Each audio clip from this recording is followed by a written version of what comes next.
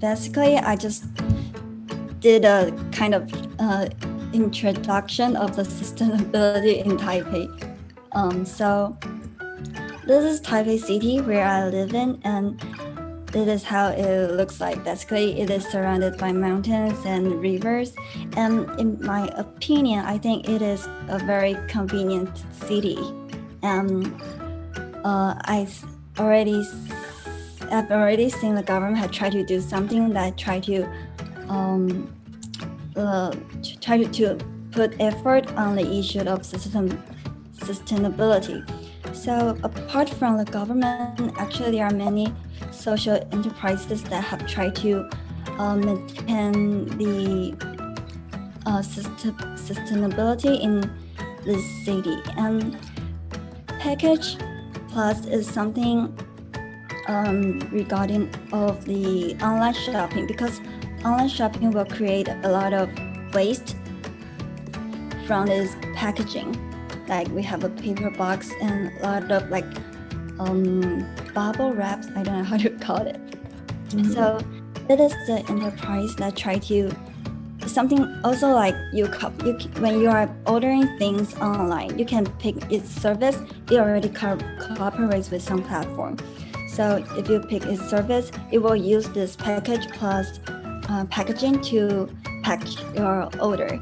And after you receive your products, you just have to return it. So this packaging will be reusable. For my topic, well, I live in Toronto, Ontario, or I live right outside of Toronto, Ontario, but I'll be speaking about the city.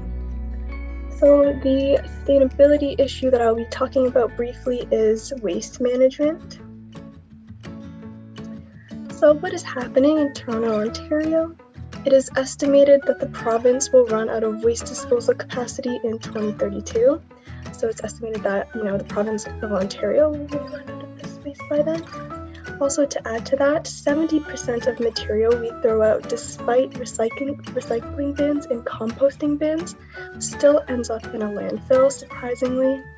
And at the end of a year, it amounts to 12 million tons of waste. Also, to add to that, in 2018, Ontario residents sent 750,000 more tons of waste per year to landfills than 2008. So as we can see, this is getting pretty serious. So, what could be, part of the solution to this? And I think it starts with us and, small changes in our lifestyle. For example, reducing single-use plastics or preferably cutting them out completely. Unfortunately, Ontario and Toronto isn't really on the path of cutting them out completely yet, and that's unfortunate, but we're working on it. Next is sustainable cleaning materials that are less wasteful. Next, reusing reusable cosmetics packaging to create less waste, and investing in more sustainable fashion companies and less fast fashion companies. Because you can be shocked by the amount of waste fast fashion companies produce per year. It's kind of scary. So I kind of just researched sort of what overarching government programs there are available to address the sustainability issue. So from where I'm from, I'm currently in New Haven, and I'll get to that in a bit. At least for the county of Santa Clara, there's actually a pretty big overarching plan called the Sustainability Master Plan. All right, so just to give everybody an idea what Santa Clara County is like. So if you look on the map on the right-hand side, it's all that is outlined in red, along with like Sunnyvale, Cupertino, Mountain View, which is essentially the heart of Silicon Valley. So like Google, Facebook, Apple, all have headquarters here. So there's a lot of very talented people, very smart people, and a lot of, and not to mention Stanford University is also right at the edge here at Stanford, Palo Alto area. So there's a lot of very smart individuals making contributions to the world. specifically in like sustainability and all of the related technologies. All right, so diving into, so that may not necessarily have anything to do with the actual sustainability master plan that the county is pushing out, but just going through like the main sort of I guess pillars of what it is. It's divided into 4 sections. The first is climate protection and defense. You can kind of see this as climate change, how we address that. And recently, due to COVID, it kind of had new missions to kind of address that as well. The natural resources and the environment. So this is just overall like how you protect your environment, like forests and what are the national parks and stuff like that. Community health and well-being. So this comes down to the people who lives in the county, as well as prosperous and just economy, which is to address the economic growth and how they sort of plan for that. When people think about the city, they tend to think of certain things. They think of buildings and streets, but I think about people. In my opinion, a city is about its people.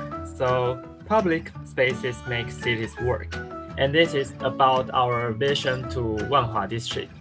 We have to focus on the infrastructure suitability, such as vertical greening and government department and open space, such as increase the coverage of parks and the possibility of public land exchange. Recently, I joined a smart city exhibition in Nangang exhibition, which is held on March 23 to 26. I see much things and that's very convenient and technology such as Taipei Cloud, which is helpful for our education. And another is smart environment. There is a machine which means iTrash, and it is an auto trash disposal machine. We can use the easy car to maintain our green system and recycle. And this is smart ordering system, which is my favorite because it is so convenient. The city I'm going to talk about, Vancouver. So the objective of this presentation is actually just to understand why Vancouver is a livable place to live in as a sustainability top directions. So we're going to talk about, I'm going to talk about basic information of Vancouver and possible issues that's happening around Vancouver and the future of the city projects planning and development. So you will see what is happening in the city, what the governments are planning to do, and how Vancouver continues on sustainability. So I'm going to talk about city projects and planning and development. So what are the governments are doing right now and the possible future for Vancouver.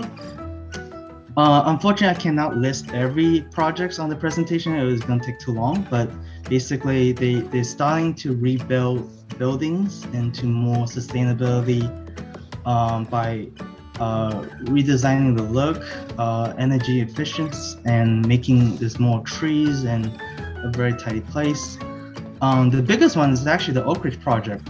It's actually going right now. I cannot go to Oak Ridge Center right now because of this redevelopment. Oak Ridge is a huge part of Vancouver, and it's actually like their own city. They have their own plans. They have their own organization, and this is located around 41 in Canby, and it's somewhere around in the mid-south of Vancouver, and this is the future plan, what they're gonna look like, and yeah. The other one, Vancouver, they're trying to do is called Greener City Action Plan. So they're trying to reduce carbons and recycle waste.